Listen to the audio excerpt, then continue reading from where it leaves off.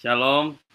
Oke, kita udah masuk ke bulan Oktober dan teman-teman yang udah ngikutin pasti tahu dari bulan September kita udah bahas tentang excellent spirit, prinsip-prinsip excellent spirit, dan juga beberapa minggu kemarin kita belajar gimana bisa excellence di dunia marketplace, terus kemudian di government, di education, dan hari ini adalah hari yang spesial karena kita juga akan belajar tentang bagaimana excellent di dalam keluarga. Karena suatu hari kita akan berkeluarga, kita akan punya keluarga kita sendiri ya.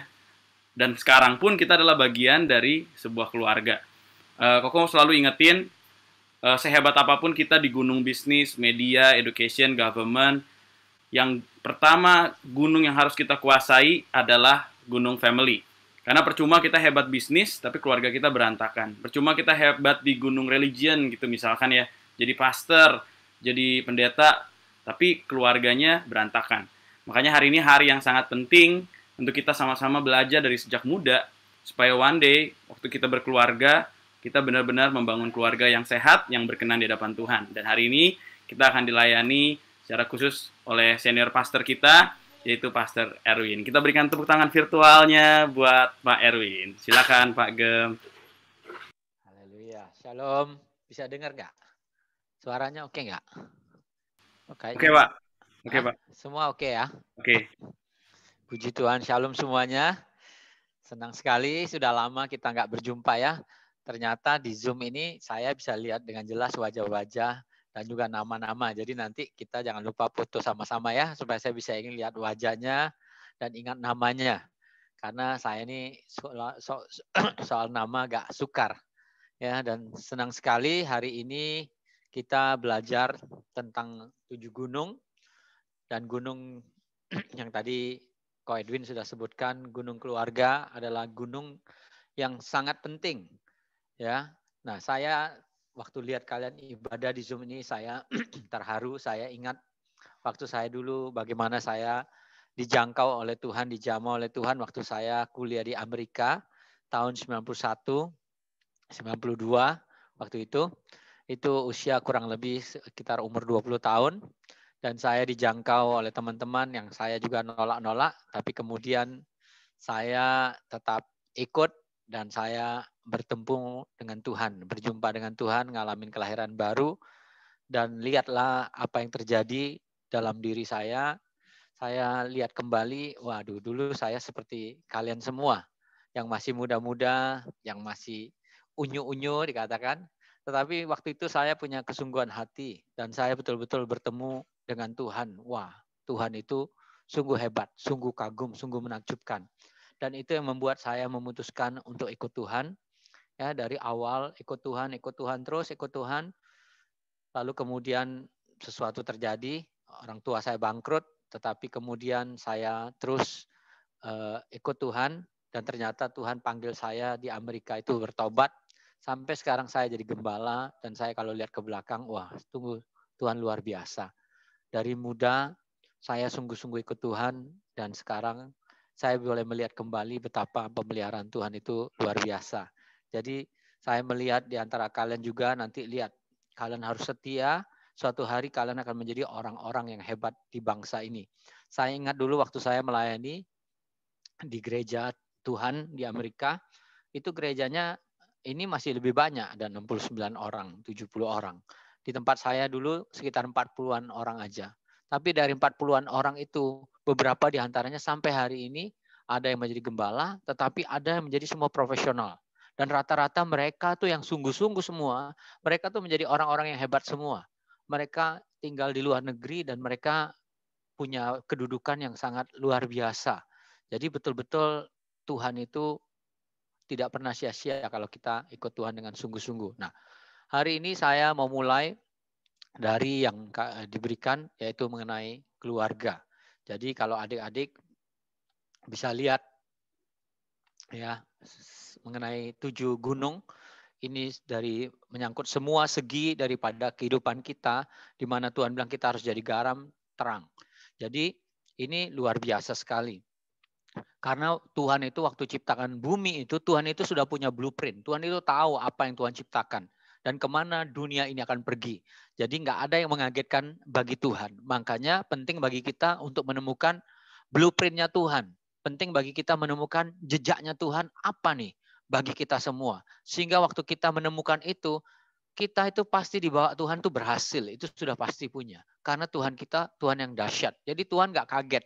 Nah, untuk memudahkannya, jadi hamba-hamba Tuhan tuh diwahyukan oleh Tuhan mengenai 7 gunung ini. Jadi kalau masing-masing gunung ini sesuai dengan kita semua, ada yang semua kita semua, ya. 7 gunung, gunung utama semua itu kan keluarga. Semua kita tuh ada di dalam keluarga dan masing-masing nanti mulai naik. Mulai kalian sudah mulai gede, mulai dapatkan panggilan, mulai sesuai dengan talenta. Nah, tetapi hari ini kita khusus belajar tentang keluarga. Nah, kalian lihat gambar ini. Kejadian 1 ayat 26, coba kita baca sama-sama di depan ini.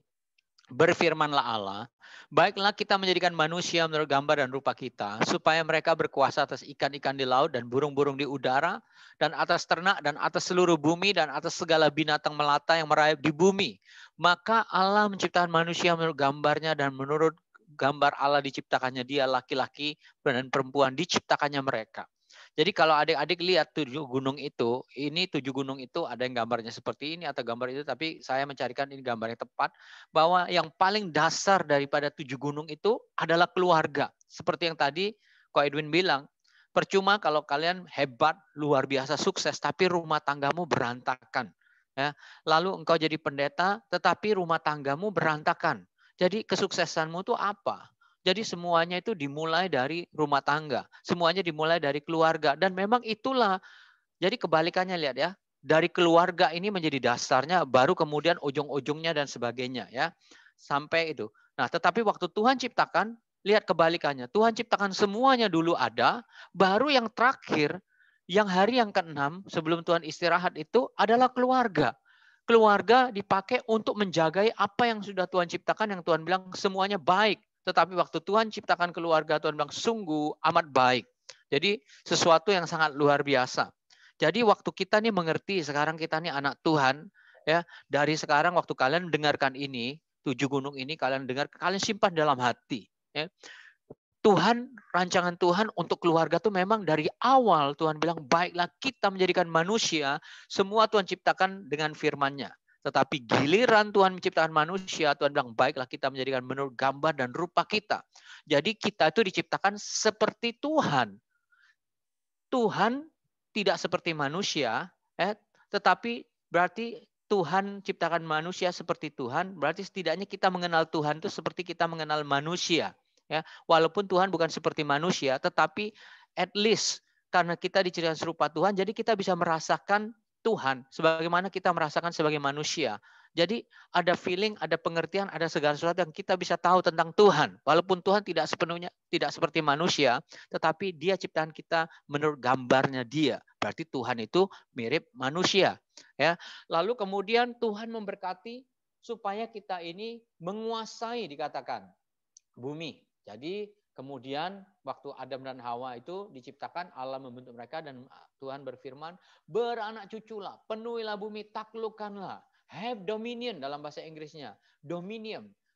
Jadilah berkuasa atas mereka, kelolalah mereka. Jadi itu mandat yang Tuhan kasihkan buat keluarga. Sampai hari ini mandat itu nggak pernah dicabut. Karena Tuhan. Ya. Kemudian apa berikutnya? Tuhan berikan. Waktu Tuhan sudah ciptakan dunia yang begitu luar biasa, kan dunia itu kan besar sekali. Tetapi Tuhan tidak langsung lepaskan di dunia yang besar, Tuhan bikin Taman Eden, lalu kemudian Tuhan taruh manusia, Adam dan Hawa di tamannya Tuhan, lalu Tuhan kasih perintah mereka untuk mengusahakan dan memelihara. Lihat, Tuhan nggak langsung kasih lepaskan manusia ke menguasai dunia dulu terlebih dahulu, seperti perintah pertama. Tetapi Tuhan taruh mereka di taman yang bisa mereka manage punya. Kenapa? Karena prinsip Tuhan selalu setia dalam hal kecil, maka kamu akan setia dalam hal besar. Jadi itu prinsipnya Tuhan. Tuhan kasih mereka mengelola Taman Eden, tapi lihat kata-katanya. Mengusahakan dan memelihara. Di dalam bahasa Inggrisnya kadang kata mengusahakan itu dressing. Jadi artinya taman itu perlu dikelola, perlu didandanin dengan baik, perlu dicangkulin, perlu betul-betul diperindah, ya, lalu memeliharanya, menjaganya. Karena itu akan menjadi berkat bagi orang yang menjaganya. Tuhan katakan buah-buahnya boleh kamu makan semuanya. Kecuali satu. pohon itu nggak boleh kamu makan. Itu menunjukkan bahwa itu milik Tuhan, bukan milik manusia. Jadi kita semua tahu bahwa Tuhan menciptakan manusia dan Tuhan kasih manusia Adam dan Hawa tugas. Tetapi kemudian kita juga tahu ceritanya bagaimana Hawa itu tergoda. Hawa itu jatuh ke dalam dosa. Yang akhirnya Hawa jatuh karena Adam. Karena suaminya ada di sana tapi suaminya tidak lakukan sesuatu. Jadi akhirnya jatuhlah keluarga yang pertama yang Tuhan harapkan untuk bisa mengelola, untuk mewakilkan Tuhan di bumi ini, keluarga itu hancur. Dan otomatis segala otoritas yang Tuhan sudah berikan kepada keluarga itu sudah dikuasai oleh oknum yang lain. Lalu kita tahu singkat cerita mulai dari Adam, saya pernah khotbahkan bagaimana rumah tangga itu hancur, bahkan rumah tangga hamba Tuhan. Bahkan orang yang dikasih namanya Daud itu rumah tangganya juga hancur. Anaknya berusaha memberontak sama papanya. Jadi semua intinya keluarga di dalam Alkitab itu hancur. Tuhan tunjukkan, Tuhan betul-betul catat ini loh. Kalau kamu nggak hati-hati dengan yang namanya rumah tangga, bahwa kamu melanggar, Alkitab kita tuh dahsyat sekali. Dia catat apa adanya dan ditunjukkan di situ betapa rumah tangga itu hancur sekalipun hamba Tuhan, orang yang diurapi Tuhan, tetapi kalau mereka tidak menjaga rumah tangganya hancur, maka harganya akan sangat mahal sekali. Jadi Alkitab kita, kalau adik-adik tahu, ditutup dengan kitab Maleaki yang berkata bahwa nanti di akhir zaman Tuhan akan mengutus Nabi Elia menjelang datangnya hari Tuhan.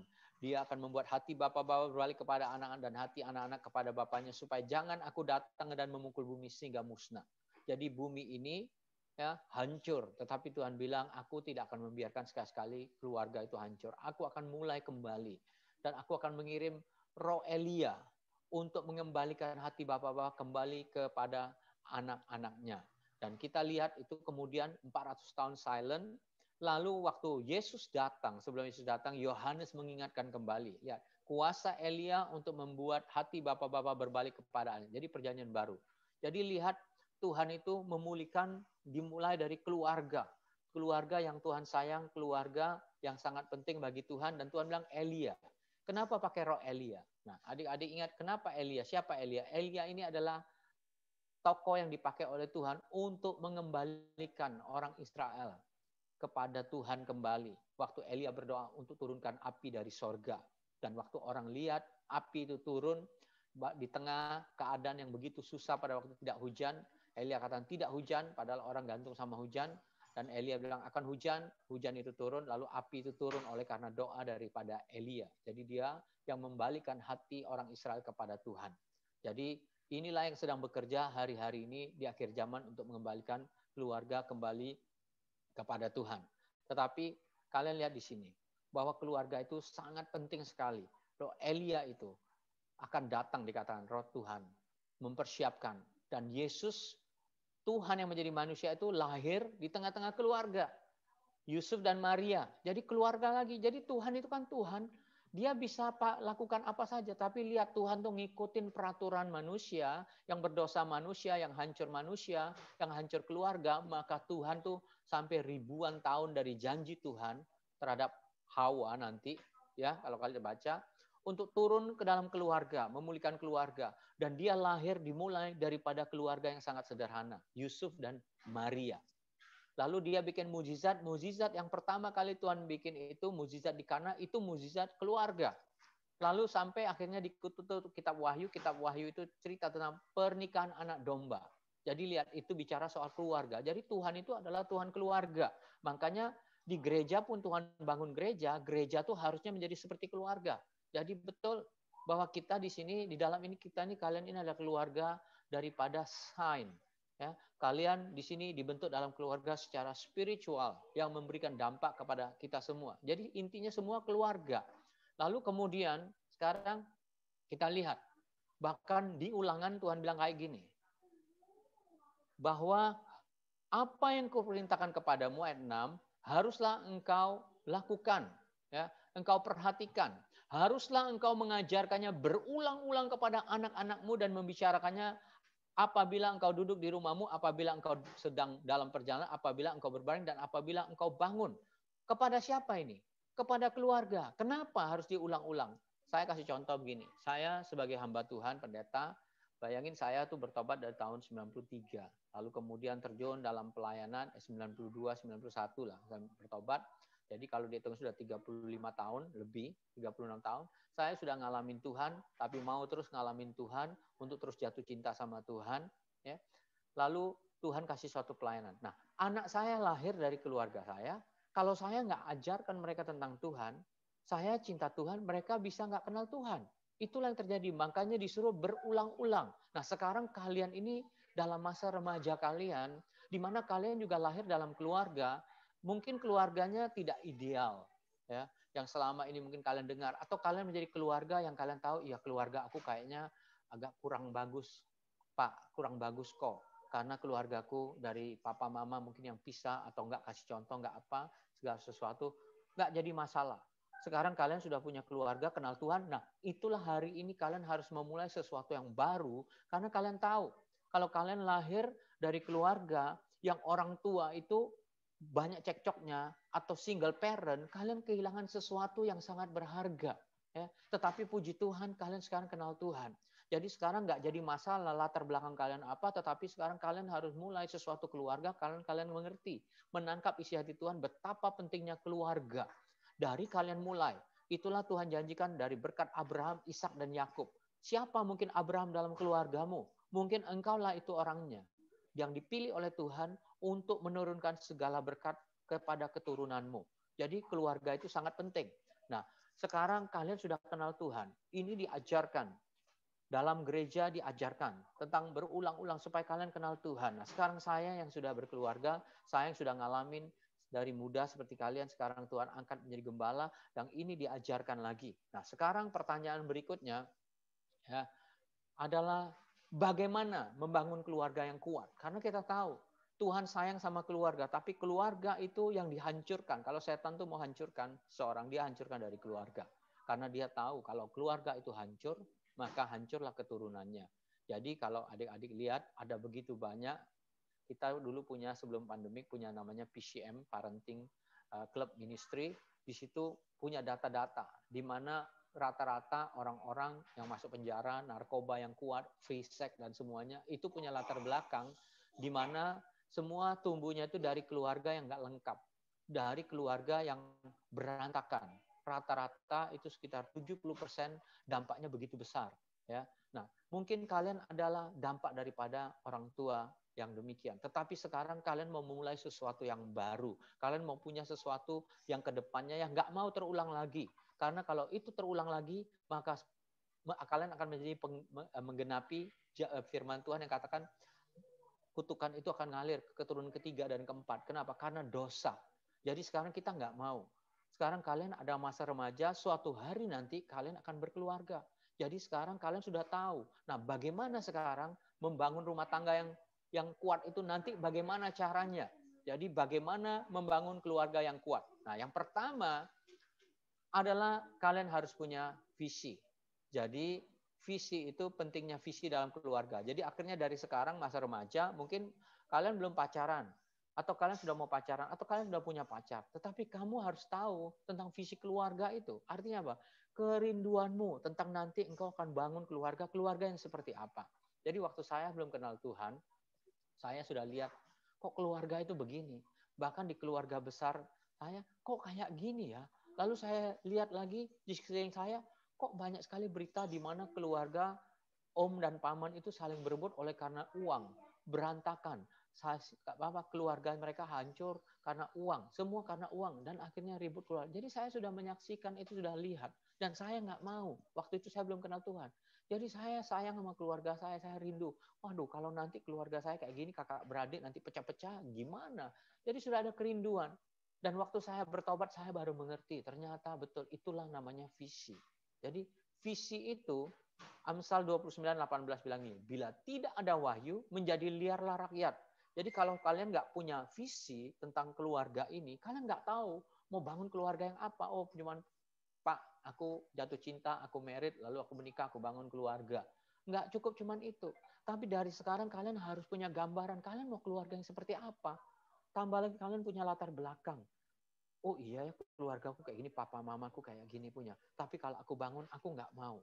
Nah, Itu kalian karena visi itulah yang membuat kita belajar untuk memiliki visi keluarga. Keluarga yang bagaimana? Jadi saya sudah punya kerinduan suatu hari, apalagi waktu saya tahu saya bakalan jadi pendeta, saya sudah tahu, waduh kalau saya cari istri, saya harus cari betul-betul nih. Jangan sampai tengah jalan tiba-tiba saya nggak cinta lagi sama istri. Nah itu bikin saya hati-hati dan akhirnya meritnya jadi lama.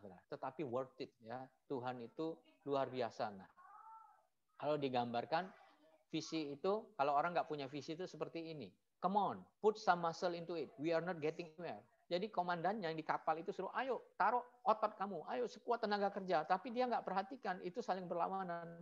Jadi yang satu ke depan, satu ke belakang. Jadi nggak maju-maju. Nah keluarga itu seperti itu. Betapa kalian berusaha, wah keluarga untuk bagus bangun keluar, tapi kalau nggak punya visi, nggak bisa lihat kalian mau keluarga seperti apa, keluarga yang sukacitanya, keluarga yang melayani Tuhan, keluarga yang seperti apa, ya, nggak bisa kemana-mana. Jadi visi itu sangat penting sekali tentang keluarga apa yang akan kalian bentuk, keluarga yang cinta Tuhan, yang melayani Tuhan, seperti Yosua katakan, aku dan keluargaku kami akan melayani Tuhan. Jadi visi itu seperti begini. Ya, dia tuh ada di tengah-tengah. Kalau saudara nggak punya visi, saudara seperti gini. Who and where we are. Siapa kita? Our fullest potential. Nah, di dalam diri kita, Tuhan tuh kasih kita kapasitas. Tetapi kapasitas itu nggak bisa terdalam, nggak bisa tergali, nggak bisa muncul, oleh karena kita nggak punya visi ke depan. Nah, begitu juga gereja. Ya. Saya tahu kemana gereja ini akan dibawa. Lalu dituntun oleh Tuhan lagi. Dari bulan ke bulan. Jadi saya bisa melihat nanti seperti ini, nanti begini. Tadi barusan saya sampaikan tuntunan Tuhan tentang 5781, tentang apa yang akan terjadi setahun ini. Nah, jadi terhadap visi itu sangat penting. Sehingga dengan visi kita melihat, kita tuh tahu kemana kita pergi. Kalau enggak, saudara ada gap di tengahnya. Adik-adik ada kekosongan di tengahnya. Nah, visi itu menjembatani kekosongan antara kita hari ini dan potensi kita sepenuhnya di masa depan. Jadi dengan ada visi, ya, kita berjalan dengan takut akan Tuhan, maka segala potensi yang Tuhan berikan untuk yang namanya keluarga itu kita bisa jembatani. Kita tahu kemana kita akan pergi. Ya. Lalu kemudian yang kedua, bagaimana bangun keluarga yang kuat? Yang kedua, bangun fondasi yang kuat. Karena gunung yang namanya keluarga ini harus kita taklukkan. Karena di dunia ini sekarang yang namanya keluarga, rumah tangga itu nggak ada konsepnya. Semuanya pokoknya yang penting bahagia. Bahagia itu bukan tujuan daripada sebuah keluarga. Bahagia itu cuma efeknya, buah daripada kesatuan suami istri yang betul-betul hidup dalam takut akan Tuhan dengan anak-anaknya, maka hasilnya adalah kebahagiaan. Jadi nggak bisa menjadi tujuan utama tuh bahagia. Nah, yang kedua, oleh karena kita punya visi tentang keluarga, seperti apa yang kita mau keluarga kita ini, kalian sudah mau seperti apa, pasangan kalian nanti kalian menikah seperti apa, maka kalian harus bangun fondasi yang kuat. Jadi lihat ini rumah, kalau mau bangun rumah, nggak bisa tiba-tiba bangun.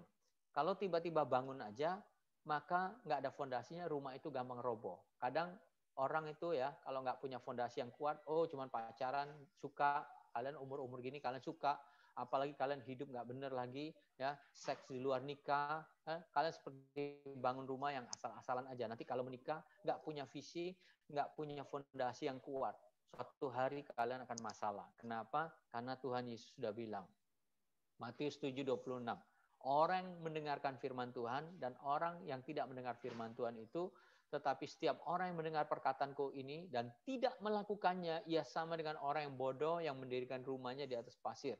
Kemudian turunlah hujan dan datanglah banjir, lalu angin melanda rumah itu sehingga rubuhlah rumah itu dan hebatlah kerusakannya. Jadi saudara lihat, ya, orang itu kalau asal nikah aja, asal bangun keluarga, nggak punya visi, nggak punya dasar yang kuat, maka waktu badai itu datang, hancurlah rumah tangga.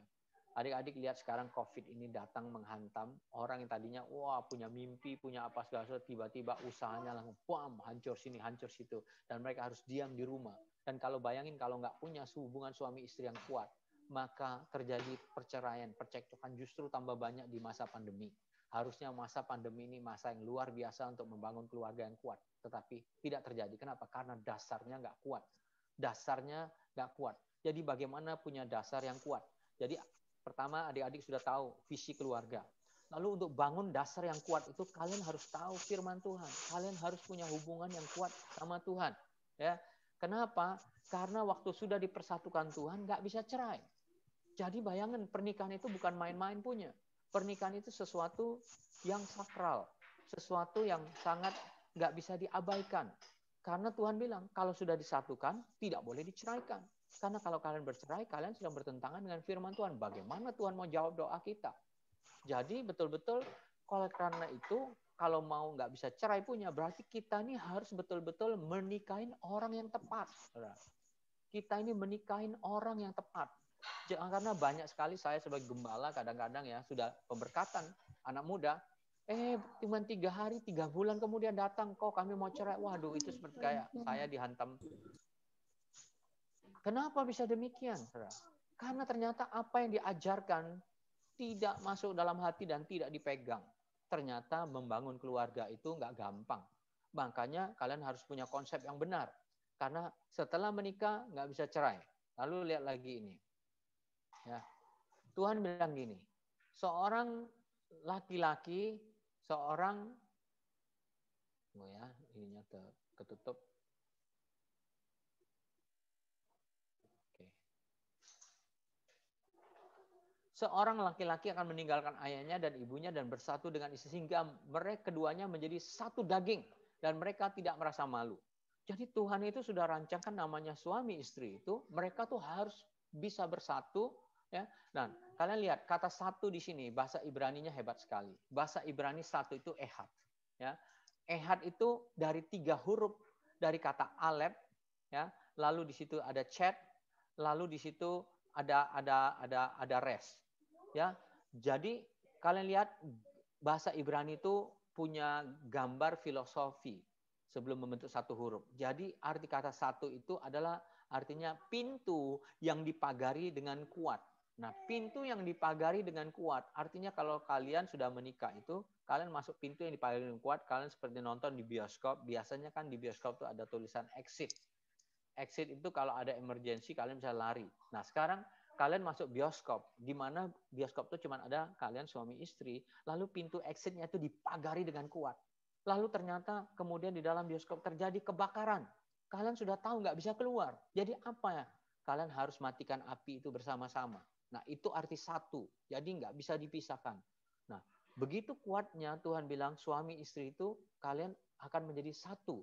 Oleh karena itu, kita pilih pasangan itu nggak boleh sembarangan. Nggak boleh karena oh dia cantik, oh apa, lalu kita tergoda, gairah kita seks apa semua. Tetapi kemudian ternyata nggak cocok perilakunya. Wah, kita nggak nyambung.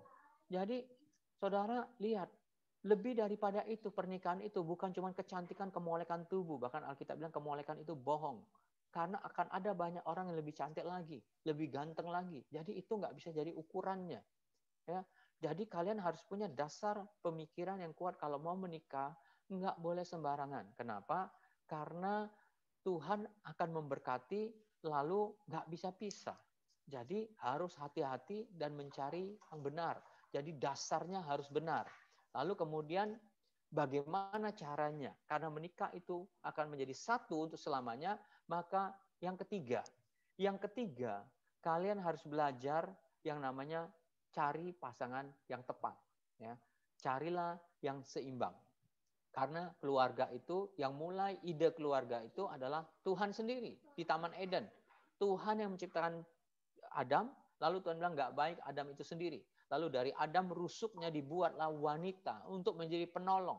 Jadi lihat bagaimana Tuhan rancang yang sebuahnya keluarga, jadi ada istrinya yang menjadi penolong sehingga keluarga itu seimbang. Yang suami itu ditolong. Lalu perjanjian baru 2 Korintus 6 ayat 14, coba kita baca sama-sama. Janganlah kamu merupakan pasangan yang tidak seimbang dengan orang-orang yang tak percaya. Sebab persamaan apakah yang terdapat antara kebenaran dan kedurhakaan, atau bagaimanakah terang dapat bersatu dengan gelap. Jadi adik-adik yang saya kasihi, kalian harus tahu dasarnya untuk memasuki sebuah pernikahan, kalian itu harus tahu cari yang seimbang. Yang seimbang itu artinya yang seiman. Nah, jangan kalian pikir, oh nanti aku bisa menangkan dia. Jangan. Kapan perlu menangkan dia dulu. Kalau betul-betul menangkan, kenapa? Karena seimbang yang pertama itu harus seimbang secara spiritual. Seimbang secara sama-sama. Ya. Bahwa percaya kepada Tuhan Yesus. Itu seimbang dulu. Itu spiritual, dasarnya. Baru pertimbangan yang lain.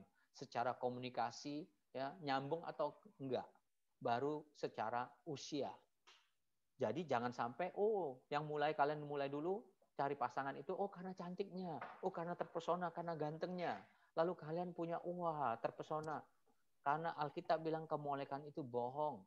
Yang paling utama yang harus kalian cari yang seimbang itu adalah secara spiritual, rohani. Ya. Kalau dia belum kenal Tuhan, tunggu sampai dia kenal Tuhan. Kapan perlu kalian saksikan, baru jadi pacar. Jangan pacarin karena, tetapi kalian harus hati-hati juga. Karena demi untuk cinta orang, aku ikut aja, tapi nggak sungguh-sungguh. Nah, makanya kalian harus betul-betul dekat sama Tuhan, punya dasar yang kuat sama Tuhan. Karena kalian mau bangun visi keluarga yang seperti apa? Yang asal-asalan atau betul-betul yang cinta sama Tuhan. Nah, kalian lihat bagaimana Tuhan ciptain manusia. Kenapa cari pasangan itu harus seimbang? Dalam Alkitab itu sangat luar biasa sekali. Waktu Tuhan menciptakan pria, itu kalian lihat huruf Ibraninya. Bacanya itu ish, yang merah, ya, alef, yod, shin. Ya. Lalu kemudian yang bawahnya Tuhan jadikan isya, alef, shin. Lalu kemudian dalet. Jadi hurufnya kalian lihat, yang kuning, yang biru, lalu ada yang merah, yang biru tua, lalu kuning. Itu pria. Lalu untuk wanita lihat kuning, lalu merah, kuning, hijau. Nah, ternyata Tuhan punya tujuannya, kenapa harus cari yang seimbang? Yang ada Tuhan di dalam pria itu, yang ada Tuhannya di dalam wanita itu. Karena ternyata untuk menjadi suami istri, kalian lihat nama Tuhan itu disingkat dari Yod-He, Vav-He, bawah ini. Lihat, yang biru tua tadi dengan biru muda, itu lihat, bacanya Yod-He, Vav-He, yang huruf hijau ini. Jadi ini, biru tua sama hijau ini singkatan dari nama Tuhan, Jehovah, Jah. Jadi ternyata di dalam suami istri itu harus ada unsur Tuhannya, ya. Jadi lihat tulisan ini, sangat luar biasa Tuhan ciptakan. Nah, jadi waktu Tuhan cipta, ini ya. Jadi huruf Yod sama He tadi, yaitu huruf biru tua tadi sama hijau muda itu lambang Tuhan. Iya, yang artinya Tuhan. Ishman, Alef, Yod, Shin, Alef, Shin, He. Jadi Yod, He nama Tuhan. Nah, kalau Tuhannya itu diangkat, jadi kalau Tuhannya ini tadi diambil, Yod ini diambil, He ini diambil, yang tinggal adalah Alef sama Shin, maka saudara lihat membentuk kosakata yang baru, bacanya Ash, artinya api. Kalau kalian ke Israel, kalian akan lihat di tempat-tempat selalu ada huruf ini. Lihat ini. Fire. Apa ini? Huruf merah sama huruf kuning, shin. Yang dari unsur Tuhannya diambil. Sehingga pria wanita, makanya nggak heran, suami istri itu akan ribut terus-terusan. Karena ada api, karena nggak ada Tuhan. Makanya kenapa kalian harus cari pasangan yang seimbang. Karena kita ini punya tugas untuk menaklukkan bumi ini. Tapi dimulai dari keluarga. Dan keluarga yang takut akan Tuhan. Yaitu keluarga yang betul-betul Tuhan tuh menjadi Tuhan. Jadi kalian lihat, harus punya visi yang kuat. Betul-betul. Lalu kemudian kalian harus tahu tentang bagaimana bangun fondasi yang kuat. Karena nggak bisa bercerai, nggak bisa apa, jadi kalian nggak boleh salah pilih orang. Lalu kemudian yang ketiga, kalian harus cari yang seimbang. Oleh karena kalian punya visi tentang keluarga, oleh karena kalian harus bangun fondasi yang kuat, maka untuk punya fondasi yang kuat, kalian harus cari pasangan yang seimbang, yang punya Tuhan di dalam kehidupannya. Karena kalau tidak, kalian menikahi akan terjadi api, akan terjadi kebakaran. Lalu yang keempat, kalian lihat ini. Pasangan kita itu diberikan Tuhan sebagai penolong. Yang satu ditolong dan yang lainnya menolong karena Tuhan mau membawa kasih karunia dalam satu keluarga. Ya, kita perlu namanya kasih karunia dalam sebuah keluarga. Jadi lihat bagaimana Tuhan sudah menciptakan yang namanya suami dan istri. Ya, jadi waktu kalian nih cari pasangan, lalu kalian ketemu nih, wah orang yang cinta Tuhan, orang yang takut Tuhan. Lalu kalian mulai pendekatan secara spiritualnya sama, lalu komunikasinya nyambung ya. Wah ternyata dia juga luar biasa. lalu pelayanan, lalu kalian sering ketemu, sering apa, baru nanti secara persatuan, secara fisik setelah diberkati. Tapi dimulai dari secara spiritual dulu, bahwa oh orang ini cinta Tuhan, ini mengasihi Tuhan. Kalau belum, saudara, mungkin saudara suka, tunggu dulu, tahan dulu, bawa dulu sampai dia kenal Tuhan, baru nyatakan pacar. Kalau tidak, nggak usah. Karena saudara harus belajar, adik harus memutuskan. Ya. Nah, lalu yang keempat kemudian, waktu kita tahu, sudah dapat nih. Nah, maka kita tahu pasangan kita tuh akan membawa yang namanya kasih karunia. Namanya mempelai wanita. Nah, ini bahasa Ibrani untuk mempelai wanita. Namanya kala. Untuk mempelai pria namanya katan. Ya, jadi lihat huruf-huruf Ibraninya. Di sebelah ini adalah huruf Ibrani.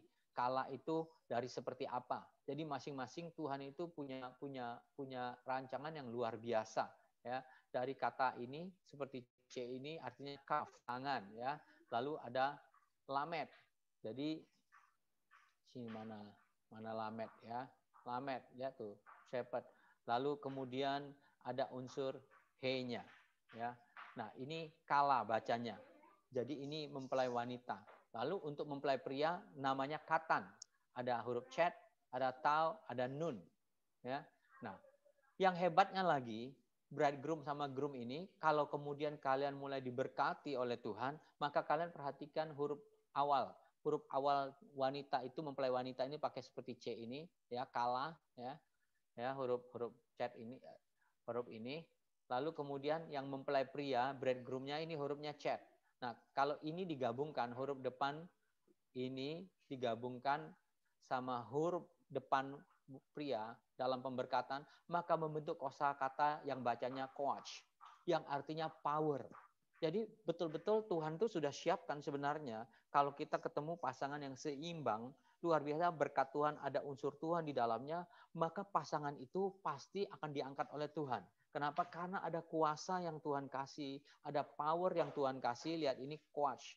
Coach ini gambarnya adalah kaf. Ini huruf kaf ini tangan. Lalu ini adalah chat, pagar. Jadi artinya tangan yang dipagarin. Bayangin ini kaf, ini tangan, ya. Lalu chat.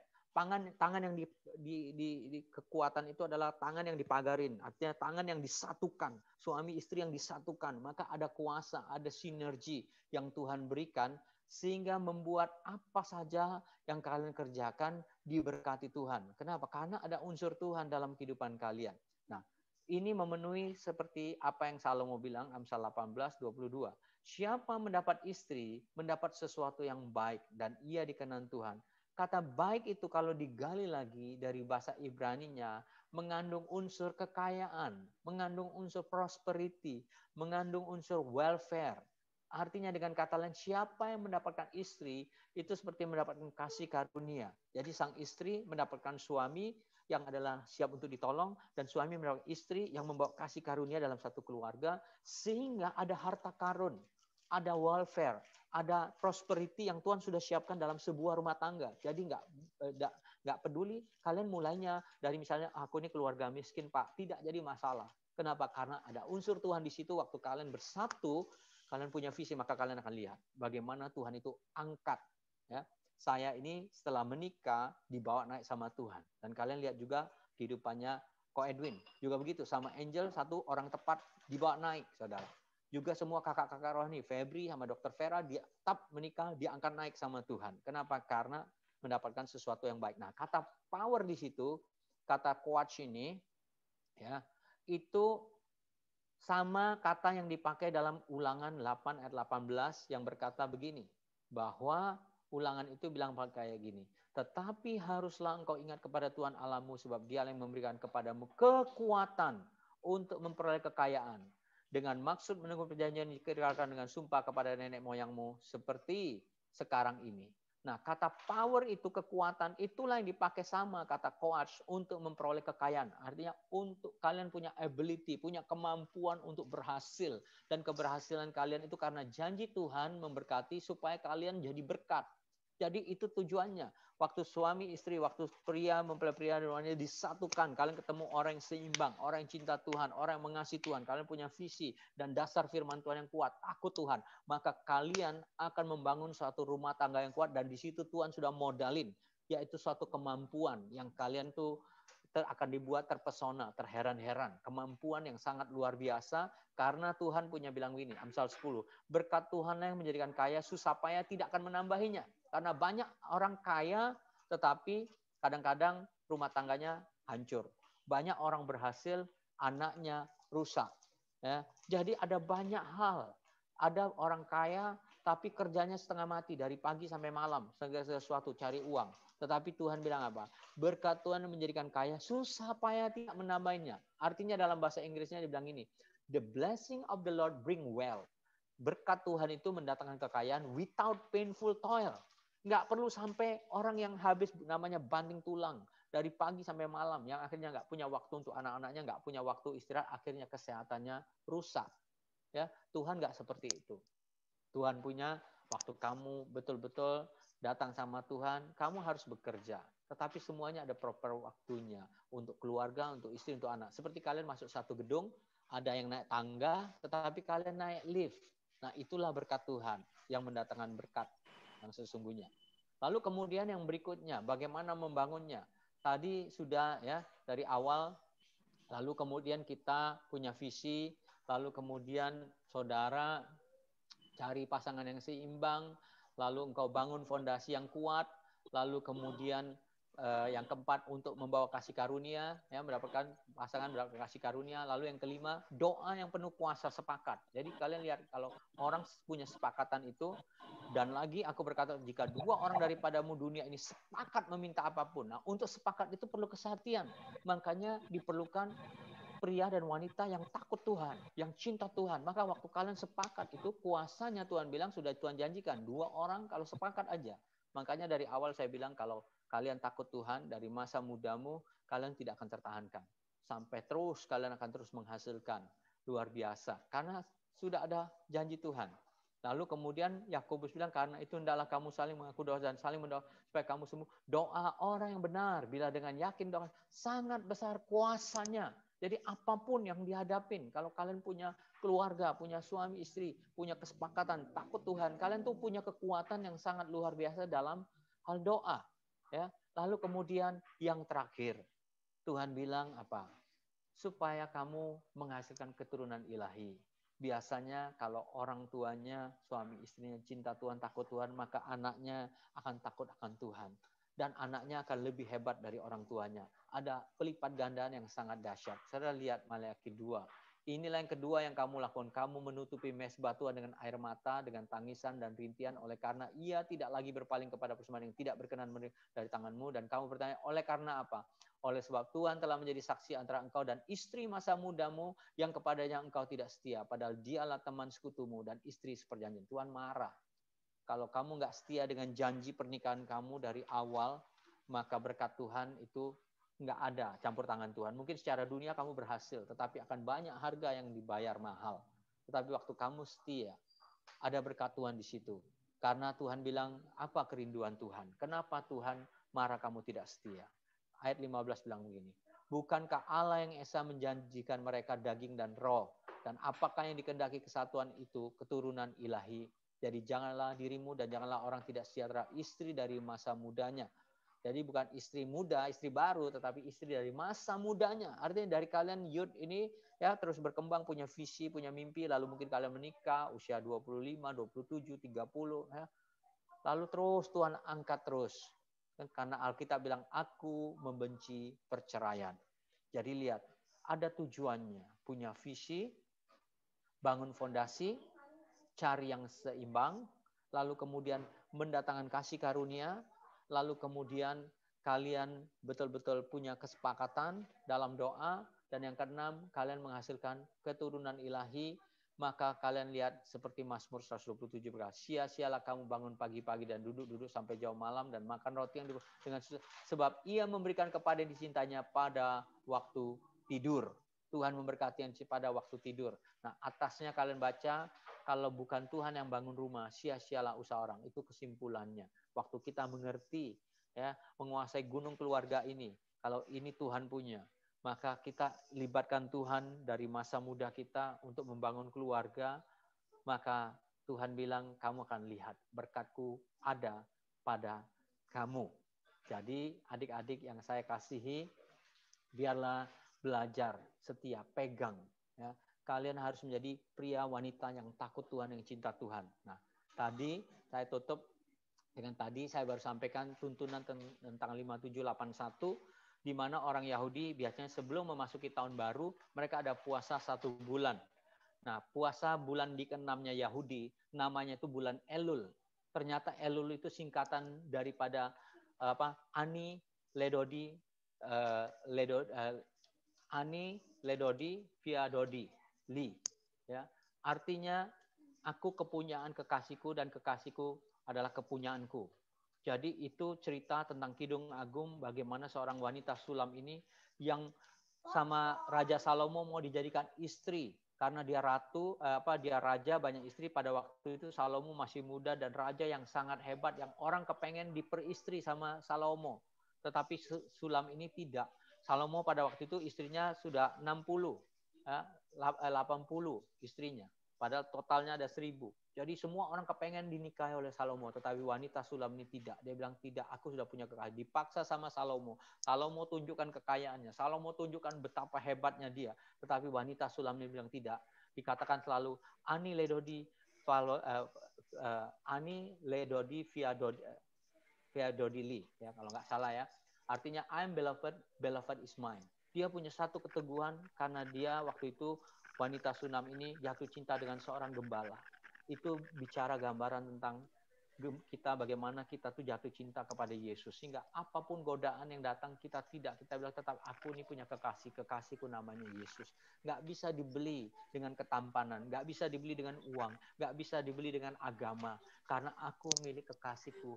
Gembala agung Yesus yang sudah mati buat aku. Dan Yesus adalah kekasihku. Dan aku menjadi kekasihnya Tuhan. Jadi itu kitab yang sangat luar biasa yang menggambarkan bagaimana kita ini harus hidup di masa sekarang ini. Yang selama ini kita dengar Tuhan sangat cinta kita, tapi sekarang kitab Kidung Agung itu menunjukkan betapa kita ini harus mencintai Tuhan dan tidak bisa digoda dengan apapun juga. Jadi adik-adik yang saya kasih, ayo hiduplah dengan takut Tuhan, cinta Tuhan, punya satu konsep keluarga yang luar biasa. Nggak peduli kalian punya latar belakang apa, tapi mulailah sesuatu yang baru. Bahwa aku mau hidup yang baru untuk punya masa depan yang luar biasa. Amin. Tuhan Yesus memberkati. Mari kita doa. Bapa di dalam sorga, terima kasih buat hari ini. Hamba boleh membagikan Tuhan konsep tentang membangun keluarga yang excellent. Menguasai gunung keluarga ini dimulai dari kami secara single. Tuhan punya dasar yang kuat, kecintaan kepada Tuhan seperti wanita Sulamit yang berkata, Tuhan Ani Ledodi, Lord, Tuhan, bahwa Tuhan Engkau adalah kekasihku dan kekasihku adalah kepunyaanku. Tuhan, Engkau Allah yang luar biasa. Oleh karena itu Tuhan, berkati anak-anak yang mendengarkan hari ini ya Tuhan. Terpujilah namamu, Engkau Allah yang luar biasa. Jamah setiap kami Tuhan, buat kami terus jatuh cinta kepada Engkau. Dalam nama Yesus kami berdoa, haleluya, amin, haleluya. Oke, thank you Pastor Erwin. Berkati semua ya. Oh iya, kita akan masuk dalam perjamuan kudus. Jadi teman-teman semua bisa mempersiapkan roti dan anggurnya. Ambil dulu ya. Ya, Pak. Yuk, kita sambil mempersiapkan. Perjamuan kudus kemana? Kita naikkan pujian ini ya. Karya terbesar dalam hidupku, pengorbananmu yang selamatkanku. Engkaulah harta yang tak ternilai, yang ku miliki dan ku hargai. Yesus, Engkau kami. Mari sekali lagi kata, karya terbesar dalam hidupku, pengorbananmu yang selamatkanku. Engkaulah harta yang tak ternilai, yang ku miliki dan ku hargai. Yesus, Engkau ku kagumi.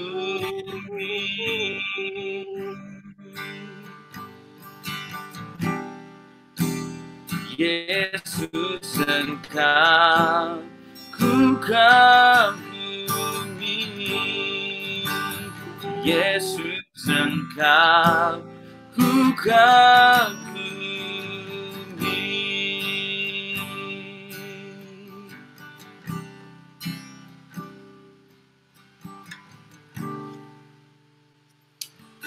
Saya mengajak kalian semua sebelum kita ambil perjamuan, kalian coba buka kitab Kidung Agung.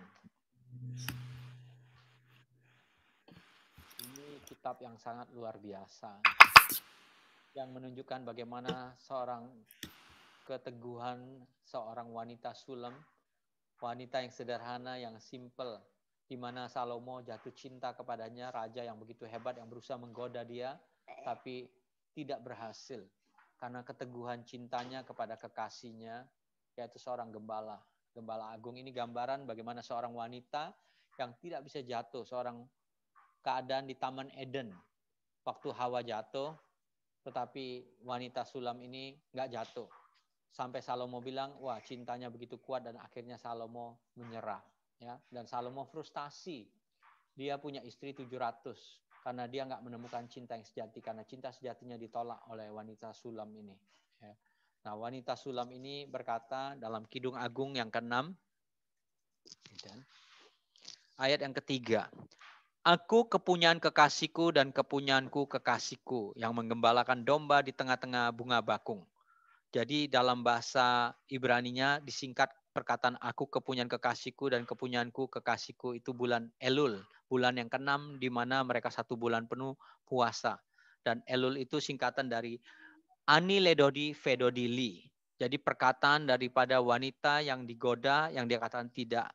Dia punya teguh bahwa Tuhan adalah kekasihku dan aku tidak tergoda. Aku milik Tuhan dan Tuhan itu adalah milikku. Saya berdoa melalui perjamuan kudus ini, setiap adik-adik diteguhkan hatimu. Untuk dari sekarang, kalian punya satu visi untuk ke depan, punya keluarga. Ini mengganggu. Keluarga, Harry, darling, dan ini tolong. Saya berdoa supaya kalian dari sekarang ini mengambil satu keputusan seperti wanita Sulam ini, ya, yang berkata Ani Ledodi Fedodili. Coba ikutin. Ani Ledodi, ya, Ani Ledodi Fedodili. Ani Ledodi Fedodili. Ini bahasa Ibrani yang sangat luar biasa sekali, yang disingkat Elul. Ani Ledodi Fedodili. Aku kepunyaan kekasihku dan kepunyaanku kekasihku. Biarlah ini yang ada dalam hati kita terhadap kekasih kita, Tuhan Yesus. Dan kata-kata inilah yang juga akan kita ucapkan waktu kita ketemu dengan pasangan hidup yang Tuhan akan berikan, yang waktu kita akan bersatu dan kita katakan seperti itu untuk menjadi orang yang setia sampai akhir. Mari kita materaikan apa yang kita dengar tadi dalam perjamuan kudus. Mari angkat roti di tangan kanan kita. Sebab apa yang telah kuteruskan kepadamu telah aku terima dari Tuhan, yaitu bahwa Tuhan Yesus pada malam waktu ia diserahkan mengambil roti, dan sudah itu ia mengucap syukur atasnya. Ia mencam-camkannya dan berkata, inilah tubuhku yang diserahkan bagi kamu, perbuatlah ini menjadi peringatan akan aku. Sebab setiap kali kamu makan roti ini, kamu memberitakan kematian Tuhan sampai ia datang. Adik-adik yang saya kasihi, bukankah roti yang kita pecah-pecahkan adalah persekutuan dengan tubuh Kristus? Karena roti adalah satu, maka kita sekalipun banyak adalah satu tubuh. Karena kita semua mendapat bagian dalam roti yang satu itu. Mari kita makan dalam nama Yesus.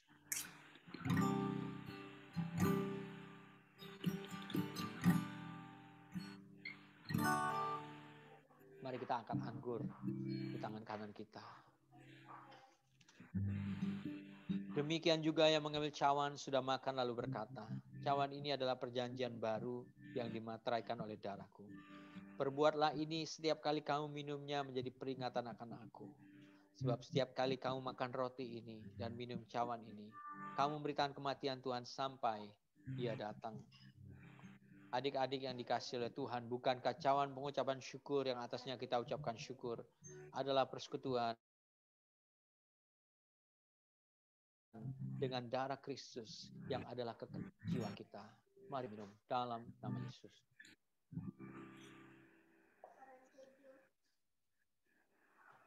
Mari kita bersyukur kepada Tuhan. Haleluya. Haleluya. Bersyukur.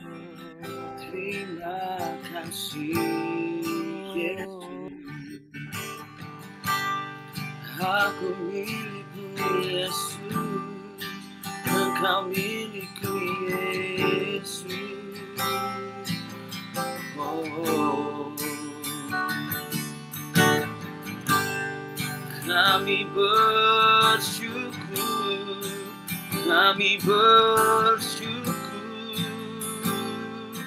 Tuhan. Kami milik-Mu Tuhan, Engkau milik hidupku. Sungguh besar pengorbananmu bagiku, terlalu dalam untuk dimengerti. Sungguh besar,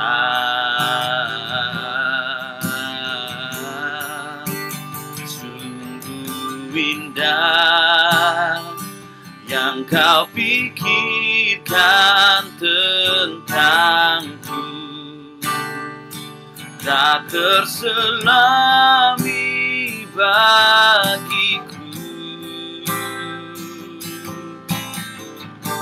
Sungguh indah. Mari sekali lagi bersama-sama katakan sungguh besar. Sungguh besar pengorbananmu bagiku, terlalu dalam untuk dimengerti. Sungguh besar, oh, oh, sungguh indah, sungguh indah yang kau pikirkan tentangku, tak terselami bagiku. Sungguh indah, sungguh indah, sungguh indah.